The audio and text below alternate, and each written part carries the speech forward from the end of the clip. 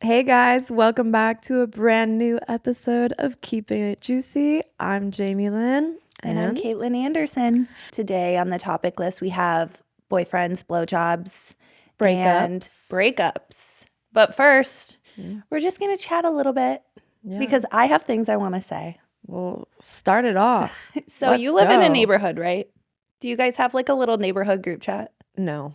Okay, so I do live in a neighborhood though, yeah. I live in like a little neighborhood where there's like 5 houses. Okay. And when I moved in, the main guy or whatever put me in a group chat with all the rest of our neighbors. That's pretty cool.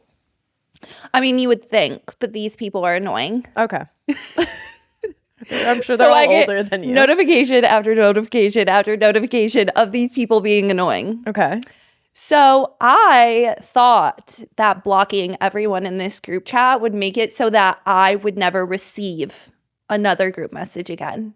And I wake up this morning to picture after picture after picture of these. Mind you, like I live in a small neighborhood of people who are probably like 40 and up. Mm-hmm. So I'm just getting all these selfies and all these photos of the fucking solar eclipse. Oh my God. And all these people being like, oh my God, that's so cool. And I'm like, I thought I blocked you guys. Like I thought. Can't you leave? Well, I've done that 2 times and they keep adding me to new group chats. So what do I do? Do I deal with it? Because I feel like I'm going to have to change my phone number at this point. I think you just have to keep removing yourself and leaving that conversation. Yeah. Because they're quite annoying. I don't have a group chat like that. I don't think my neighbors really give a shit about anyone else. Everyone's like super cool, nice, will say hi. I definitely have a couple neighbors that'll like watch my house when I'm gone and like water the plants and everything. But everyone kind of stays to themselves. Yeah. I would say I have like the security system and like Ring. So I will get like those kinds of alerts, but that's not annoying. It's like, anyone lost your cat? Yeah. And stuff like that. No, I love that. That's great. I'm a keep to myself kind of gal. Yeah. They just want to check in all the time. Yeah, I don't know how I would feel about getting selfies from my neighbors. Like, look at the moon right Yeah, now. I'll show you. I'll show you after and you'll be like, oh, but like also like leave me alone. Yeah. The other thing that I wanted to bring up is I followed this guy because we have mutual friends. I followed him maybe like this past week. And then I immediately like got the ick from his post because A, his voice is annoying, and B, he posted this reel that was like, oh my God, I just can't believe that like people are out here in their pajamas and they like don't care what they look like when they're out in public and blah, blah, blah. And I was like, it's me. I'm people. It's me too. It's me. It's me. I'm wearing my pajamas to the fucking grocery store. Yeah. Literally do not give a fuck what I look like. Yeah. Nor do I care what you, who is not adding to my life in any way, shape, or form, like random people out there, thinks about me wearing pajamas.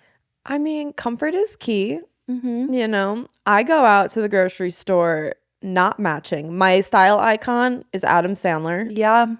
Baggy pants, big shirt, not matching. Yeah. Socks, sandals. I'm on that Adam Sandler fashion. That's been me for like years when I go out. But I also like it because I feel like if I dress up like cute, you know, like maybe my stomach showing, just people, it just draws more attention and I just don't want that attention. I'd rather go out looking like a bum. People mind their business, I mind mine, do what I gotta do. Yeah. That's that. So moral of the story, I unfollowed him naturally. I don't know if I already said that, but I was like, wow, you're so judgmental. Yeah. You're going to judge me. Who cares? If someone wants to wear pajamas, wear pajamas. Yeah, I think people care a little bit too much about what other people are doing in the world. It's a little bit annoying, you know? But that's just my 2 things I want to start off with today, guys. Starting off the bat. Fuck that dude. Wear pajamas if you want to. Literally wear pajamas if you want to. Wear nut huggers if you want to. Well, maybe don't do that. That's kind of like inappropriate. Nut huggers? Yeah, like a banana hammock. You know, like when you go to the beach and you see these like old guys and they're wearing like Speedos. Yeah, Speedos. Roaming around. I wish I had that confidence. Well, I mean, technically you do wear a Speedo. Technically you do. Technically, like it's a thong. Yeah, I do wear dental floss. So you got that confidence. Okay. Maybe I'm more confident than I think. Okay. Let's get it. But yeah, all right. First topic of the day, boyfriends. Jamie, you got one? No, I'm just kidding. I don't have a boyfriend. Okay. Me either. Single girly over How here. many like boyfriends have you had in your life? Like actual boyfriends, like serious? Yeah. 5, 4, 5. Okay. I would say 5. Okay. How about you? I was thinking about this today. I've had 3. Okay. High school going into college, a college boyfriend, and then my most recent ex. But I did have a situationship for about like 5 years. Whoa. Yeah, it was super on and off. He was a DJ. He was also like addicted to Xanax, so that was a fun time. Them DJs be toxic, everybody. Yeah, he was super toxic. I remember when he finally like was normal, you know, when he wasn't as cool. You know, when DJs are at their peak, usually they're at their douchiest peak as well. When they kind of like get humbled a little bit, that's when they kind of like, you know, come to earth. And when he came to earth, you know, he wanted to marry me. He introduced me to his parents. And I was just grossed out at that point. Oh, no. He missed his opportunity. I was like, I know, but I was like, I wonder if this is like a weird thing for me that I need to like work through, because I'm like, now he wants me. Now I don't want him. Now I don't want you. Isn't and then we stopped talking. Funny? Like when people give you the attention that you actually want, you're kind of like, yeah, my most recent ex. He literally loves me. He's perfection. He's so sweet. And I can't wrap my head around being treated properly. Where do you think that stems from? Just childhood. Okay. Childhood, my dad, I have severe abandonment issues. And we can definitely unpack that in a different episode, but that's for sure where it stems from. Yeah. So it's like you have to retrain yourself to not be constantly like fighting for someone's love. Yeah. You know, when you're being given love naturally because somebody just genuinely loves you, you try and fight it. It's such a common thing. People do this. And at least now, like I realize that's kind of like what my issue is and can like attempt to work on it. Okay. Yeah. How long did you date that previous ex? Well, it was weird. We didn't like become like, we didn't do the whole like, you're my boyfriend, you're my girlfriend thing for like a long time. Okay. For like probably like we were probably talking for like a year and a half before we actually had that conversation. No way. Yeah. And I think that's what happens too, like when things are just very natural. Yeah, I could see and that. You don't have any sort of like anxiety about the situation. Like it just kind of comes to like it comes. Yeah. See, I'm like the opposite. I feel like I'll talk to someone probably for a couple months. So when I say a couple, I'm like 2-3 months. And then it's instantly like boyfriend, girlfriend. And I think that's because for me, I need that security in a relationship. And I feel like once you have that title, then it's like, okay, now we're exclusive. You know, you can't be going fucking around. And I feel like without that like title and that security, I'm like anxious and just like, oh, what are you doing over there? I do agree with that. And I feel like in any other circumstance, I would have been the same way and felt the same way. Okay. Like if I get into a different relationship, you know, I will probably feel that same way too. But it was with this specific person. Yeah, because I think there were just different variables where like, I don't know, and this is also like another thing we can touch on is he felt like my best friend. He's always felt like my best friend. Those are the best. And I'm working on understanding still to this day if he's just my best friend or if it is more than that. Do you know what I'm saying? Yeah. So we'll see. Time will tell. But now you're single and what are you doing? Just dating? Are you dating or? I'm single. I'm out here and I am watching every single fucking reality TV show that you possibly can watch. It really is. I have a list. Okay, my mom used my dad's. Okay, so my dad, I'm literally 31 years old, guys. My dad is still paying child support because he was such a loser all of his life that he never paid child support, and they they come for you for that, like all your whole life. Wow. So my mom gets a child support payment and she's like, you know what I'm going to spend this on? We're getting like the Peacock subscription. It's like $150 for a fucking Peacock subscription. And I was like, thank you. I think just for like a startup or something. And then there's like a fee every month. I don't know what it is, but she bought this Peacock subscription. Best idea ever. I'm watching Summer House. I'm watching Vanderpump Rules. I'm watching Below Deck. I'm watching every single Housewives that literally exists from start to finish. And I am just like, you know, drinking my tea while I'm diving in other people's tea. Kind of nice to turn the brain off for a second. Yeah, I do like the shows where you could just sit there and be kind of brain dead, but I don't really watch that much TV. Yeah, I got you guys for the reality TV updates. I'm not the person to ask for good TV recommendations because I will turn on Vampire Diaries for the 900th time and just sit there, edit on my phone because I don't really watch. I just like do shit. I'm like same with Gossip Girl and Gilmore Girls. Gossip Girl. Yeah. That's a good one. Yep. Love that shit. Mm-hmm. And I just started watching AHS. Kim Kardashian is in it. She's doing really good. Shout out Kim K because your acting is honestly like top tier in AHS. Oh my so goodness. Bravo. There it's we really go. Good. Yeah. I would say my last relationship, it was a toxic one for sure. I was actually thinking about this when you mentioned boyfriends and like the theme or whatever, because I feel like you should totally talk about it. What was your most toxic relationship and why? I'm not going to name names by any means, but I met him at a content trip and it was like... It was a very toxic situation in general. I wasn't really good mentally. It was like a tough time in my life. So I was going through some shit. And this man just told me every single thing I wanted to know and wanted to hear at that moment. Like he could tell that I was not in a good mind space and saw I was like a victim and just preyed on me. And he saw that I was just a victim and kind of like preyed on that fact. And when I tell you, this man said everything like, I can blow you up on social media. We can work together, like travel the world together and shoot photos. And that's all I ever wanted to do is like have a partner that loves me and travel the world, creating content and just like exploring. And then he even would speak on like spirituality and like would ask me questions and then just agree instantly with what I'm saying and be like, oh yeah, me too.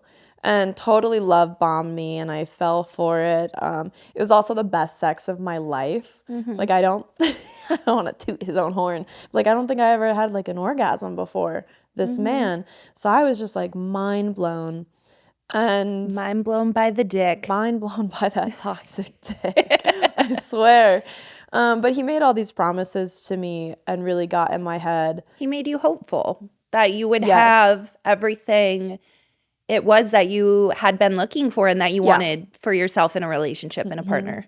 And they were all lies, you know? It was just to get me. And I actually moved from LA to Austin with this man. Like I bought a house with him. He promised. And why is it, because I know you told me, but tell everyone, like, why is it that you decided to go to Austin with this person? So in LA, my house was broken into and I was so scared. And for me, safety is so important to me. If I don't feel safe, I'm going to do anything I possibly can to make myself feel safe. And once I got the house broken into, he was just like immediately like, let's move. Like either move to Long Beach or like, let's just move together. Like I want to start a life with you. I want to start a life with you. You're someone I can marry. I want to start a family, like all this shit. So I'm like, holy fuck. Okay, this is a really serious relationship. It was also happening really fast, but it was everything I wanted to hear. So I just rolled with it. Moved to Austin, bought this house that he was going to pay half for, which he didn't at all, like not one fucking penny. And kind of just, we get to Austin and it was just a shit show. Everything went out the window. How long from you like moving into your house did you realize that it was starting to turn into a shit show? Like how long was before that? we even got to Austin? Really? It was, we got the house. Okay, secured, and then he started. Paid, and then it was like fight over the dumbest shit, going through my phone. There's nothing, I was not cheating. I was so loyal. It would be like me talking to a guy friend. Who the fuck is this? Why are you talking to this person? I'm like, why the fuck are you on my phone? Did you ever have like any thought that he was maybe projecting that onto you and he was cheating? I did a couple times, but not in the beginning. And like the way he worded stuff would feel like I'm being like backed into a corner and attacked. Right. And I'm like, it's a narcissistic way of. Yeah, he is an extreme narcissist. We get to Austin, and the house I thought I was gonna be like felt so safe with, this man turned into like a jail cell for me. I had no privacy. He had passwords to everything that I didn't even know at the time, but like social medias, iCloud, reading my text messages with my family and with my best friends. Like I didn't have privacy. I would have to go on walks with my dog. That would be the only time I had alone. It would be like 30 minutes, twice, 3 times a day, where I can like vent. And he'd even be like, don't talk to your family about our situation. Don't talk to your best friends. I don't like your best friend. Like he was isolating you. Exactly. And this is what he did in a previous relationship too. I talked to one of his exes when we were like fighting. And it's just full control over you. I felt like I couldn't breathe. I felt like I couldn't be myself. And it was just destructive. Like I lost sight of who I was completely. And it was like one of the lowest points I've ever been in my life was in that situation. Yeah. It sounds like he kind of did what he could to break you down in all areas and again, like isolate you and put you in a place where you maybe felt so not good about yourself as well and you felt like you needed him. Yeah, it felt like he was kind of the only person I had because he would talk about people I love in such a weird way where it'd make me feel uncomfortable. And then also really every time I went out to hang out with friends, he would fight with me. So it's like me going out to hang out wouldn't even be worth it because I know he's just going to ruin that time. So I just stayed home. Oh my God. And then he also didn't work. So it's like we're with each other nonstop every day. He didn't leave the house for anything. And I'd be like, go do something. Were you paying for his stuff or how was he paying for his things? So he was paying rent the first couple of months and we had some of the bills split. He paid electric, I paid water. We'll get into that. Yeah, we'll get into that. But and then he would want me to pay him for photo shoots. He was a photographer and stuff like that. And he had some money saved up. But in the end of the relationship, when we broke up, he printed out his bank statements and highlighted everything. Like if we went on a date, if we went to get coffee, he'd have it highlighted and be like, you owe me half of everything. And I'm like, excuse me? What, were we married? Like, or did we have a prenup or a legal agreement to where like we break up and like now I have to pay you half? Like, what a literal fucking psychopath. Like, and go get a life, bro. Yeah. And another thing that like really hit me was I journal. I journal every fucking day. I journal about everything that comes to my mind. My journal is my therapy. Like I let myself go. Yeah. I've been journaling since I was like 6 years old. I have a journal for every single year of my life on a bookshelf. Like this is 16, this is 17, you know? I love that. This man read them all and used every word against me in my own journals. It's disgusting. And it completely just broke me down. And like, it's a violation of your privacy. Huge violation of privacy, which is something that I didn't have growing up in my house. And it was I felt just so attacked. And that relationship was so hard to get out of because I just didn't feel safe at all. I didn't know how to stand up for myself or even like how to get out. And he would be like, you're crazy. You need to go see a therapist. And he'd be like, I'm seeing a therapist. And she said to give me all your passwords. And I was like, bitch, no therapist would say that. Like, stop lying. And he would just lie and cheat and do whatever the fuck it is he would do. He was just a really shitty human being. Yeah. And he used ayahuasca also. Yeah, so actually, that was your first time you did ayahuasca, right? That was my first time doing ayahuasca. So the first time also too, guys, Jamie did ayahuasca. She did it with this partner. Yeah, and at the time, it brought us extremely close together, and he was there, but he also learned about my deepest traumas. Was this before or after you guys moved in together? This was before. Before, okay. And it like grew our bond like crazy. I was like, wow, I think I'm in love with this person. Like literally. I felt so safe and so secure. And I think that was his goal of that trip, was to like have that bond be made. Mm-hmm. And it was like me learning about his traumas and how he has this crazy ego that he talks about. And it's like, if only you did the work to actually help yourself and work on your ego to become a better human, but instead your ego is so big and you're just you use ayahuasca as a weapon instead of helping yourself. That ego is gonna bite him in the ass, and I feel like it already has. Like, where is he? What is he doing? I mean, I don't know. He got canceled a couple he's months like ago. I'm not really not sure. successful, not doing anything with himself. Like, karma is a fucking bitch.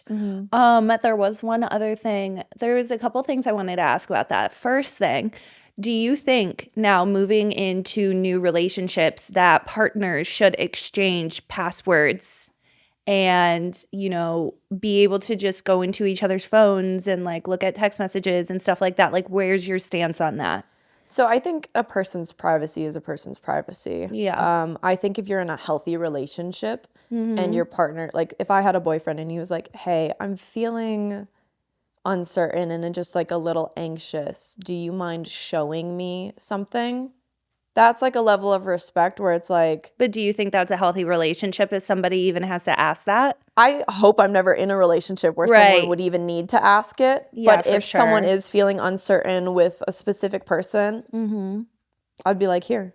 Yeah. Like, of course, check what you need to check and then give it back. Like, passwords though, like I'm keeping my passwords. I know. I feel like that's like a tricky thing. Yeah, I'm not. Because it's like I did have one ex. I woke up and I saw that they were going through my phone, and I immediately got the ick. Yeah. Immediately. It's like, just ask, talk to me. That's one thing about relationships. Communication is key. If you are not communicating with your partner, there's something really wrong with that situation. If you can't sit down, have a mature conversation being like, hey, I'm feeling uncomfortable with this. Yeah. Or setting healthy boundaries. Like, I don't want you to go through my stuff. If you're feeling a certain type of way, please just come and talk to me. Yeah. Like, talk to me about the insecurities that you're feeling. Yeah. Or like, what is making you not feel good about a phase that we're going through right now or something like that. It really is so important, because the more that you hold it in, like, nothing's gonna change. Closed mouths don't get fed. Like, unless you're communicating, like, your relationship is gonna stay the same, if not get worse. Yeah. It's not gonna get better by you being silent. So, but yeah, the passwords thing, I don't know about it. Like, I don't think that people need to like constantly be going through like people's I think that's unhealthy. phones and stuff like that. I forget what my other thing was that. Oh, so I wanted to bring up, we had this conversation the other day, the shroom trip that you had with your ex that you were just talking about. Was that like, because I'm curious, because eventually you had to start realizing like, okay, this person's toxic. This person isn't good for me. Like, I feel like a caged animal. I need to fucking get rid of him. Yeah. Was it that trip during that time, or like when was the timeline of you realizing that you had to move on? It was pretty early on, and I was like holding on to just the small amounts of joy and happiness I felt with this person, because there would be good days. But when I say good days, I mean 1 to 2 days out of the week would be a good day where we're hanging out, we're in the pool, we're swimming, we're playing like kids, we're cooking in the kitchen, you know, having good sex, watching movies. Good day. All the other ones, horrible, hysterically crying, fighting, screaming. I am not an angry person. This person would get to me in such a way where I'd be like, get the fuck away from me. Like, he wouldn't leave me alone. And I'll talk about one specific day that comes to mind. We got into an argument about, I think, him going through my phone or something, finding absolutely nothing. And I was like, you know what? I just need some space. Like, please just give me some space and leave me alone. And he was just in my face, just yelling. And I'm like, I lock myself into my art room. I have an art room. And I'm just trying to sit in there and breathe. And it was almost like he opens the door, unlocks it from the outside, and was like, stay in here for 20 minutes and then you can come out. And it was like, it was my choice to go in there to get space. This is my house that I paid for. Yeah. And it kind of felt and like you're telling me what to do? Yeah. And in my room? In a timeout. Right. And he closed the door and I was like, what the fuck? And I'm like, fuck this dude. Like, I'm so over this. I'm so done. So I go out of the room. I get my car keys. And he's like, where the fuck do you think you're going? And I was like, I'm leaving. I need space. You won't leave me alone. Like, I need to get out of here. I can't breathe. Like, I was having a panic attack. And so I'm trying to get my dog and I go into my car. I start driving. He fucking runs, gets his car and blocks my car in. I can't leave my house now. And I'm like, what the actual fuck? I put Shy back in the backyard and I literally had to run away from my own house to get away from him. Like, I snuck out of my house so he didn't see me and ran away. That was the only chance I had to get away, which is like, to think about, I'm like 26. What did you do when you reached a point that you were running away from your house and you stop? What were those thoughts that you were thinking and how were you feeling? I was just so overwhelmed and I felt so fucking alone and alienated, and I feel like my family hated him, my best friend hated him. Like, I knew it was so toxic and I needed to get out, but he made it so incredibly hard to get out. I've never lived with a significant other. So you were like, how do I do this? Where do I start? There's so many. He like is a spider and created Where this web. Where did you start? I started by trying to cut the ties that he was creating. Yeah. And like slowly just removing myself from the situation. What was the first one? Like, how did you eventually get him out of the house? I'm curious. So he actually turned on me and wanted to start making OF content with other women. Mm-hmm. And I was like, I'm not okay with that. Like, I set the boundary for myself, and I was hysterically crying thinking the man I love is going to just start hooking up with other women, and didn't give a shit about how it made me feel. Yeah. And I was like, I'm done. Like, I can't. We already broke up multiple times. And I was like, that's it, you know? And just heartbroken, crying every day. I was like, you can't do this and live in my house. Like, you have to get out. Mm-hmm. You have to leave. It took a long time to actually have him fully move out. And when I say a long time, it was months of his shit being in my house, mm-hmm. which I think it was like a game for him to have all the reminders of the past lingering around. Just something to make him be able to come back. Yeah, and he keeps on coming back. Yeah, he still texts Jamie about a fucking electric bill. It's like, shut up. Yeah, it's very annoying, but now I'm totally healed from it now. But man, it was hard to get a narcissist out of your fucking life, and just to go through dating a narcissist and coming out the other end, it's hard to get away from them. Do you feel like, because like while I'm sitting here and I'm listening to you describe this relationship, and it's like a tear, a tear, a tear, a tear, like he's constantly creating these tears of how far he's taking it. Mm-hmm. It sounds like to me, and I don't want to like put this out there, but it sounds like to me that if you would have stayed in this relationship after he started hooking up with these other girls and he kept on getting all of these inches of control, it sounds like he potentially would have became abusive.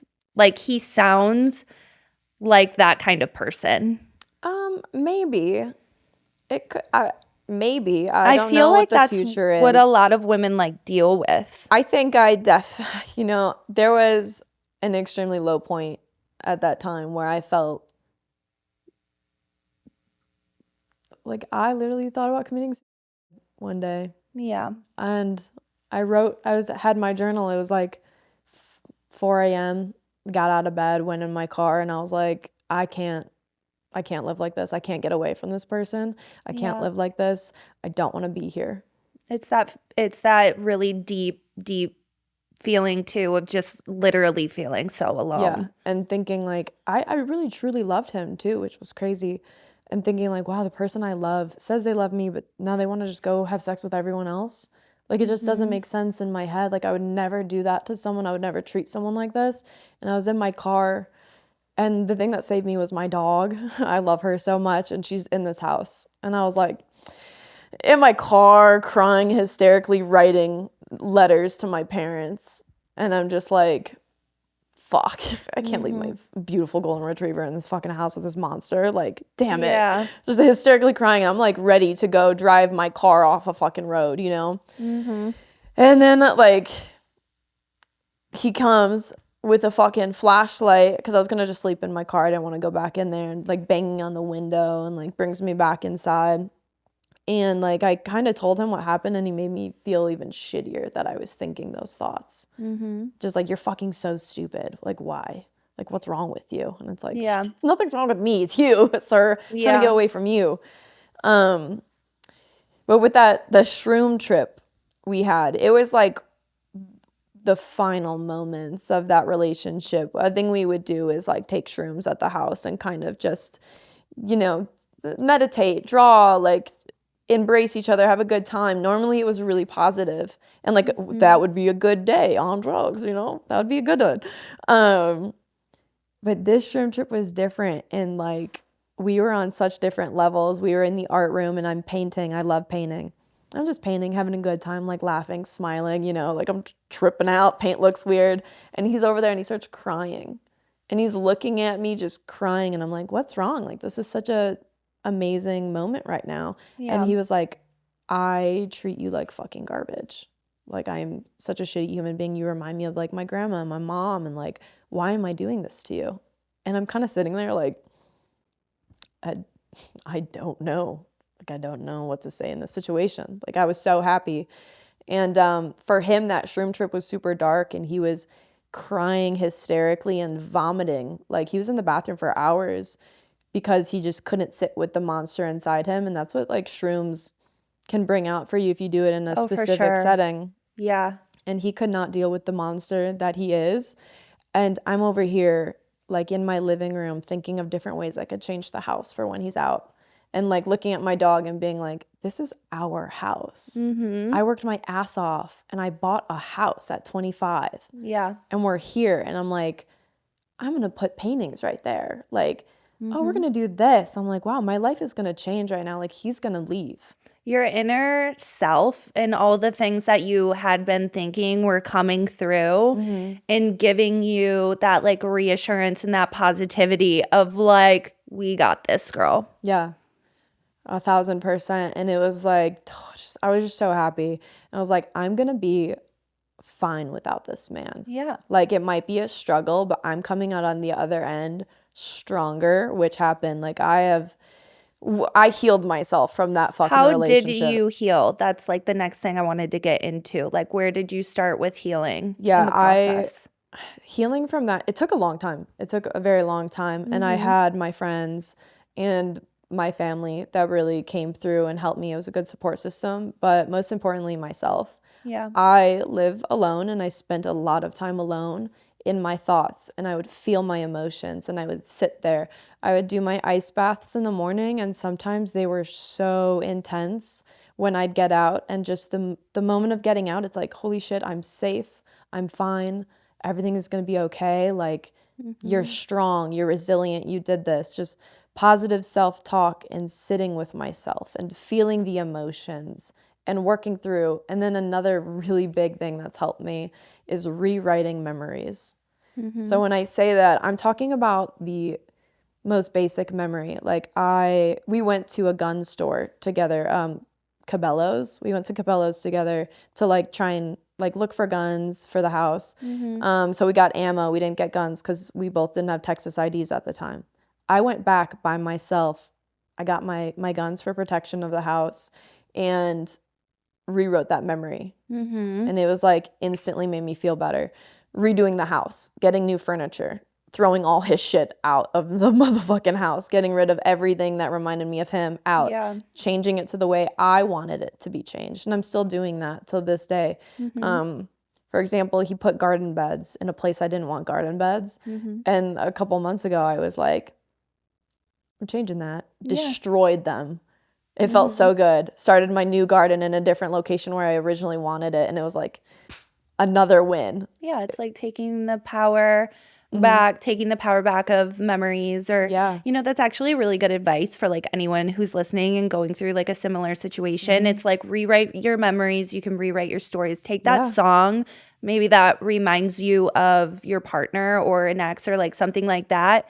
Do something with it. Make it your own again. So Make every it time your you weapon. Yeah. Like, and same with the memories in the garden bed. Like, rip that garden bed to shreds and put it where you wanted it, because it's your house. Yeah. It's your life, and you can do whatever the fuck you want to do with it. Yeah. That was a really good conversation. I'm so proud of us. I'm like, no, I love that. Okay, so we got boyfriends out of the way. Yes. What was next? Boyfriends, what? Breakups, but I feel like that was... breakups? Okay. Yeah, have you ever had like a messy breakup? A messy breakup. I hate breakups. Oh, Breakups honestly. suck. Like, I'm not a good breaker-upper.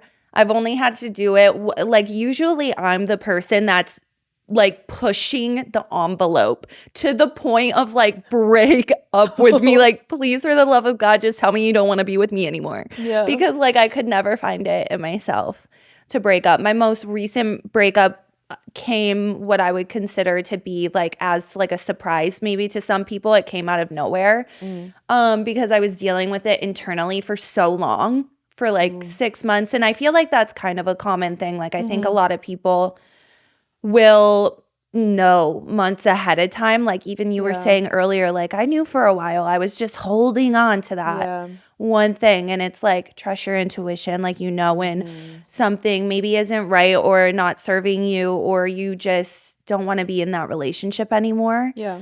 And I think that was me. I was really fighting with it for a long time. And I was fighting with it for a long time for so bad. Like, I was going through a pretty bad depression at the time, and I was having really severe panic attacks, and my body was fighting everything. Like, it was, your body will tell you what it needs. And if you keep fighting it, like, you're going to go down and down and down and down. And that's what happened to me, until eventually I was just like, I ripped the Band-Aid off and we broke up.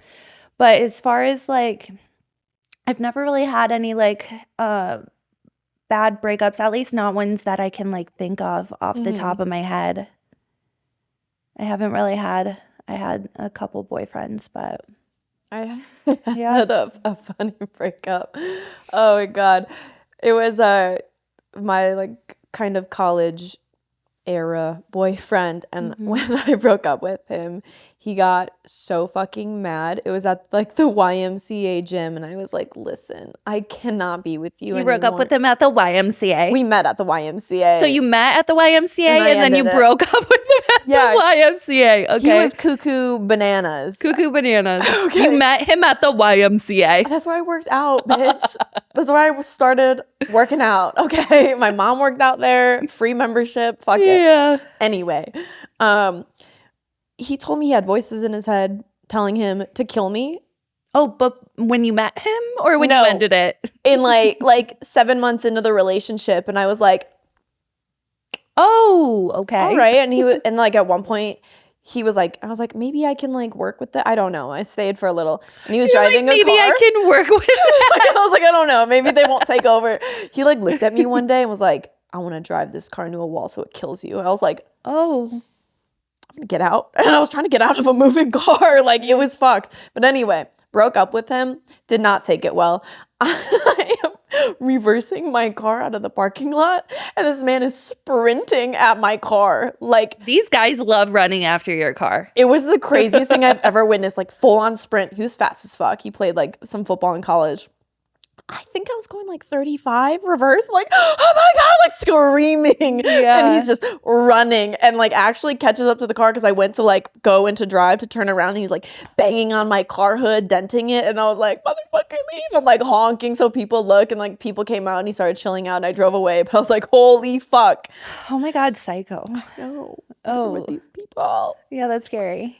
It's our unhealed selves being in like relationships that like we shouldn't be in, you know? And then eventually, like, I think it's all like a learning process, you know? What did you say last night to our amazing friend Nicole on the phone? I don't know. I was feeling my wine. Oh my God, it was what so good. What did I say? Oh, I think she wrote it down. So you could actually text her while we were potting. And you were like, what did I say? You are linking your unhealed traumas to this person or something like this. Oh, I said something about like you're attaching your unhealed wounds to this person. He is not your Neosporin bitch. Oh, and I said he is not your Neosporin bitch. Yes, so that's what I said. Good. I said you are attaching your unhealed wounds to this person and he is not your Neosporin. Yeah. And if you think about it, it's like we all have our wounds that may not be healed yet, that may be open, and you can't expect somebody to be the Band-Aid, the Neosporin, the person that's going to make it all better. And it's hard to realize that and to like see that when you're in it.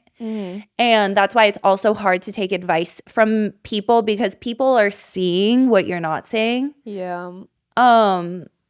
I think that's therapy. Therapy for me has helped so freaking much in my healing journey because I'm healing wounds that are difficult wounds where a normal person you don't want to entertain that. You want to push it aside and not think of it. Yeah. But that's not healing.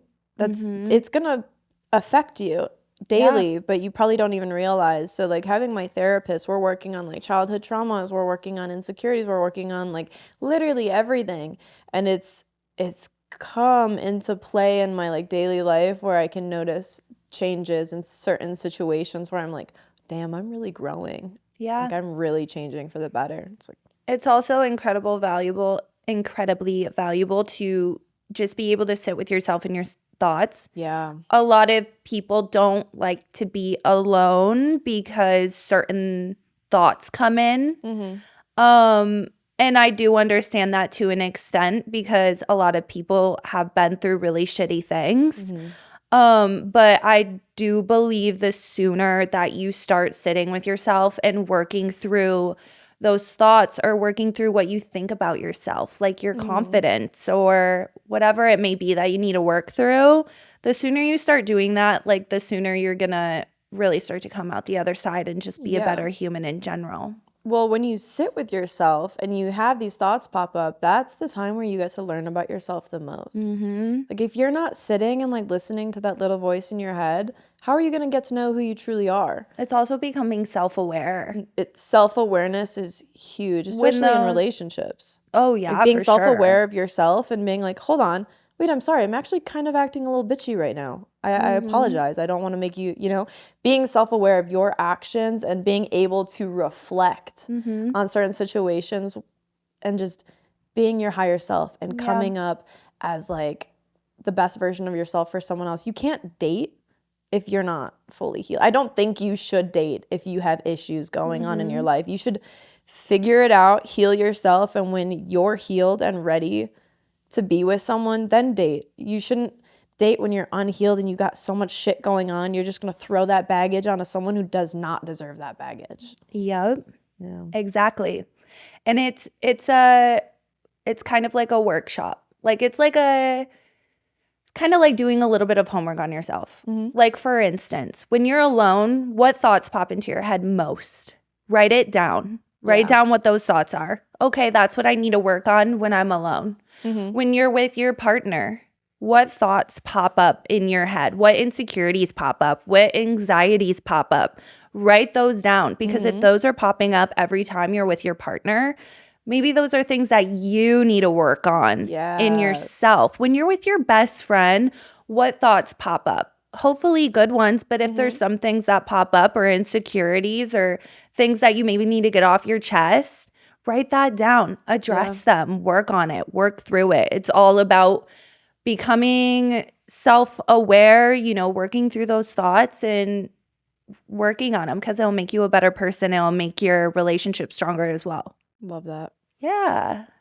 That was epic. Let's do a little inspiration right there. That was good. All right, let's move on to our next topic, our final topic, which is blowjobs. We're not going to get into a Gluck Gluck 3000, but we are going to discuss some really nasty head. Are we?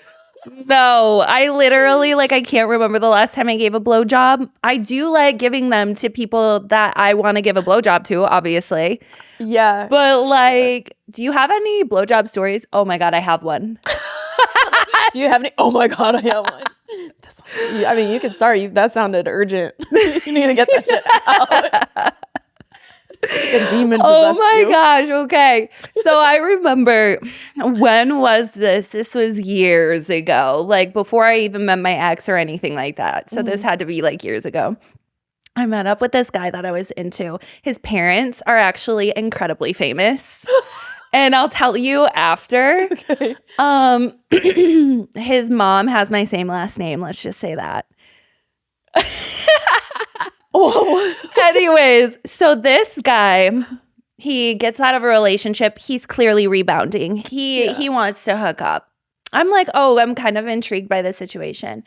We hang out. We're like making out, blah, blah, blah. You know, we're like getting all, you know, into hot and heavy, like into the hookup. I put this man's penis in my mouth. Okay. By the way, elephant dick. Huge, massive baseball bat. I just want to set the tone. Oh my God. You want to know what he does? Crying. This man is not my boyfriend. This man is not someone that, like, I know enough to do this to me. You want to know what he does to me? Shoves your head on. Oh, no. No? But that's also, do not fucking do that. I will bite your dick in half. I hate it so much. Don't push my head in. He takes his penis out of my mouth and he slaps me with it. All that. In my face, and his dick is huge. And I grab his dick and I look up at him and I say, don't you dare fucking do that to me again. That's mad disrespectful, I feel like. People are probably wondering if I put it back in my mouth, and I sure as fuck did. Yep. I followed through. Oh my God. And it was great. Wow, I don't think I have a story like that one. It just popped into my head. Holy and I was like, oh my God, this one time. That was good. Yeah, but like, don't do that. Don't do that. Don't do that. No, I mean, if you're like dating somebody and that's, you know, it's getting, I don't know. I don't see even like facials. facials. Maybe. I don't like somebody coming on my face. It's just messy. Now I gotta wipe all my makeup off. Well, also too, like, I don't want pink eye. Like, my eyes are sensitive. I get my eyelashes done. Like, do you want to pay for them? A fill is like $100, bro. That's true. Like, you know, and too, it's like B-face. I'll just in my mouth, swallow it. Yeah. Clean. Yeah. Boom. I'll swallow that shit and I'll spit it in your face. How about that? I feel like guys hate that. Yeah, they do. I mean, for me, I enjoy giving head if I really like that person and it actually like turns me on, like seeing them turned on. When they're like, oh my God, that's great. I'm just like, yes, I'm in it. Like, I will keep going, you know? Yeah. Obviously with blowjobs, a tip, the wetter the better. The wetter the better. Slob on the knob. Slob on the knob. Wetter the better. I mean, hands. Doing the thing. I like using my hands a lot. If you're a guy, don't push the head down. We don't like it. No. And then that's also like, if you want it deeper and you're gonna push my fucking head in like that, how about this? You can suck your own dick. Yeah. Yeah. And then also like, if you're getting head, like you better be giving it also. Yeah.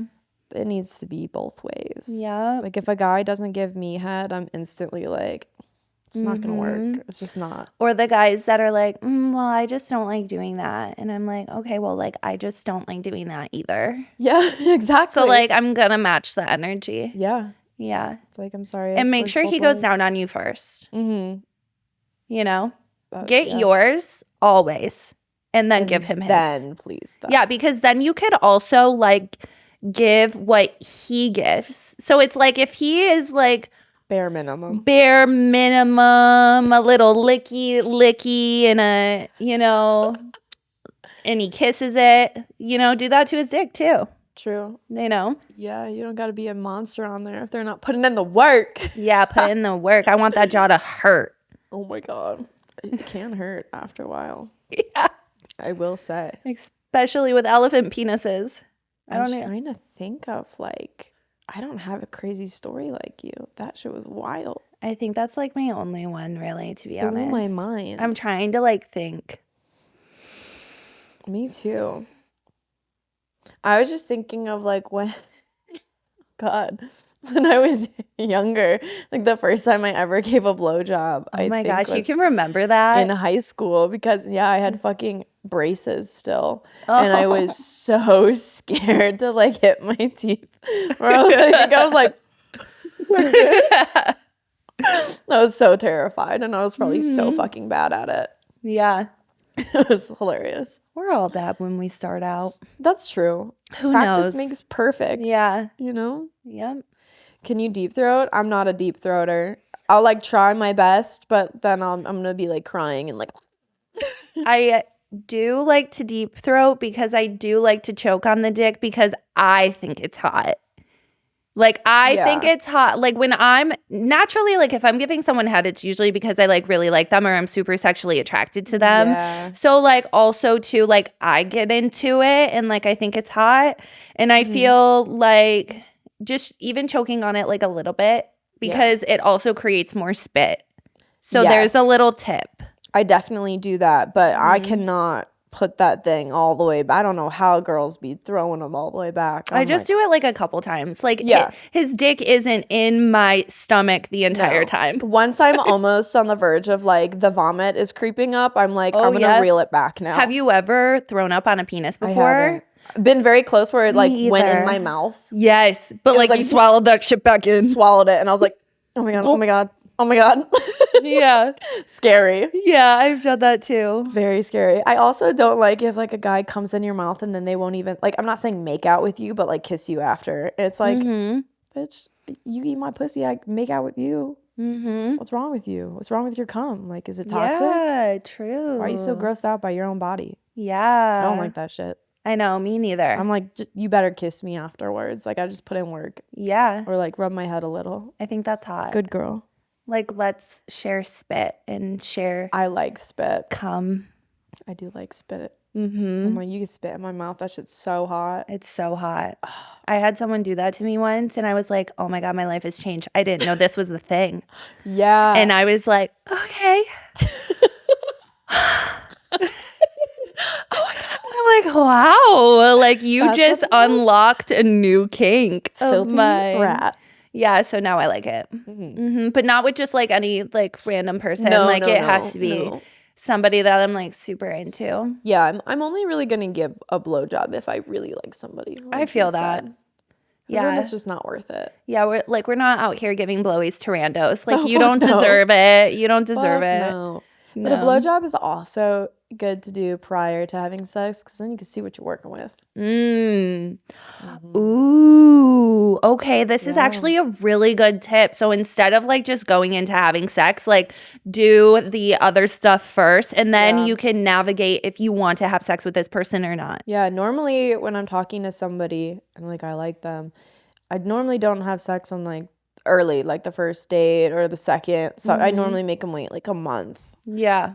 But obviously... Wow, I do not got that time in me. Yeah. I'm like sometimes 24 hours. Well, normally the guys I talk to don't live where I live. Yeah. So it's kind of hard to see each other. So it's it's actually kind of easy. It is nice, yeah. Yeah, but I'll like, hot and heavy, make sure they can make out. If a guy can't make out, I'm like, what? Like, get out of here. Yeah, it's I don't like off. Hate that shit. It's like, awful. Don't do that.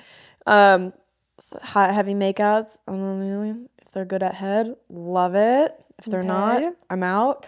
Blowjobs, see what you're working with. Is it boyfriend material or do they gotta go? Yeah. And then send them on their way if they're not packing. Yeah. Or if they just don't know what the fuck to do with it. Yep. That's true. I gotta burp.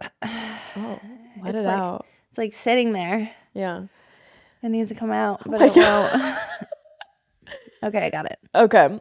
Do you play with balls when you give blowjobs? Yeah, I pull on those things. I suck them. Yeah, I just slap them back and forth. Like, they're so interesting. I definitely am like so gentle because I don't know how you have to like see how the guy's gonna react. So I like cup him. Or, like, I maybe, like, touched a suck guy's on him. gooch once and he freaked out.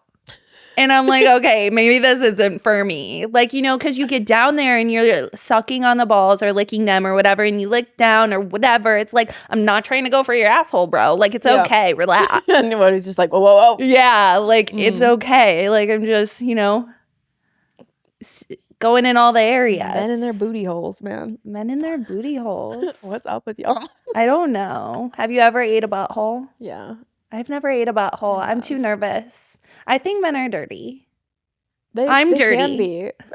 I'm pretty sure we like showered prior to this time. Okay. It was someone I was dating for a very long time. Yeah. So okay. it was very clean and we need to do a poll.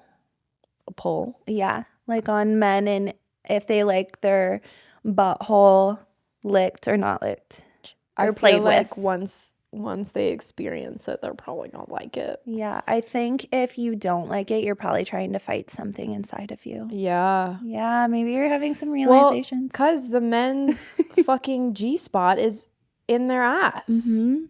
Like, y'all will literally, if you know. Yeah, well, I mean, we all have, because we all have that, like, in our butthole. Yeah.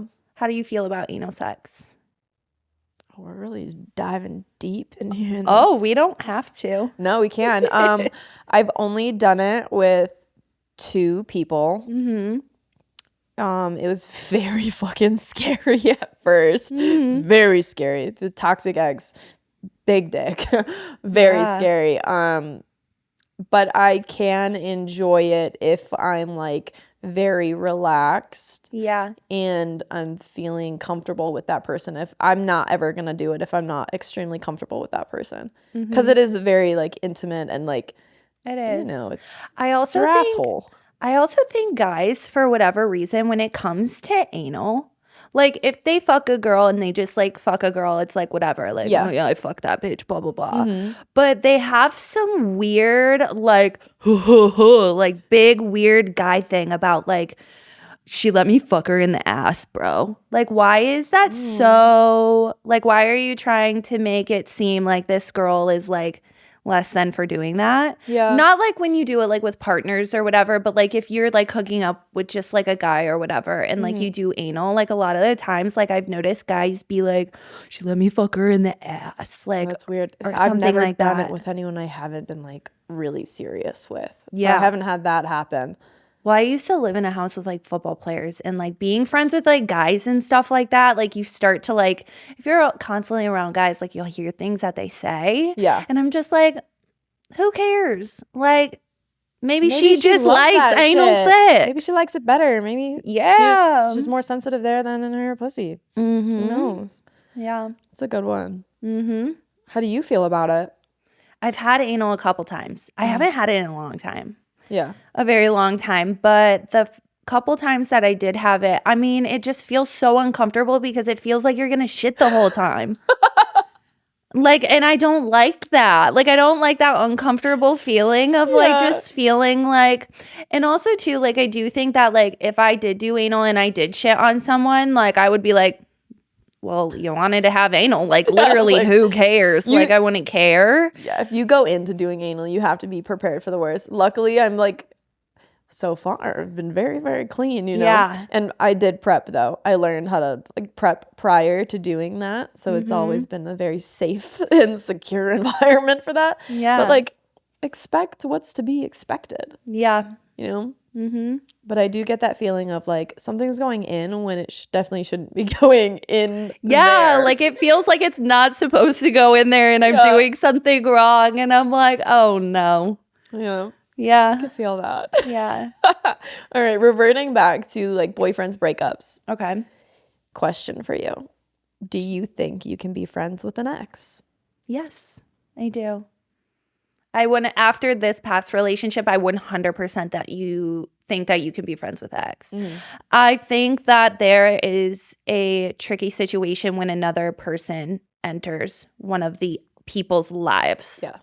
And that hasn't happened to me yet or anything like that. But like I have heard from other people, like, you know, that friendship that you have with your ex may go away when you get a new partner.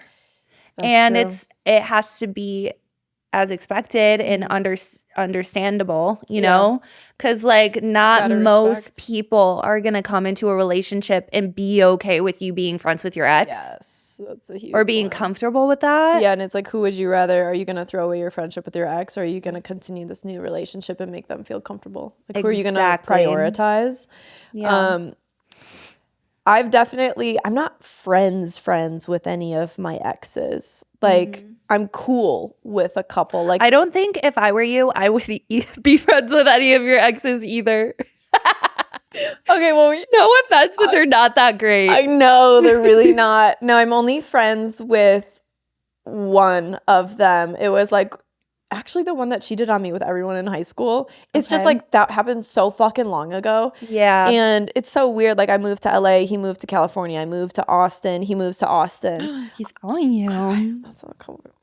But I've seen him out once, and he was with a couple other people from my high school. And like it happened so long ago where I don't give a fuck anymore. And I'm just like, oh, what's up, buddy? Like, how you doing? Yeah. Keep it cool, but like we're not texting. It's not friends. It's like we're just cool. We're acquaintances. We're cool. Yeah, I'm definitely not friends. I would say you could be friends with an ex depending on how it ended and depending on the relationship itself. Yeah, no, for sure. Like if it's toxic, like there's no reason to maintain any sort of friendship or connection. But, you know, if you value the relationship that you did build and it's amicable and, you know, not toxic, like there's definitely things to navigate.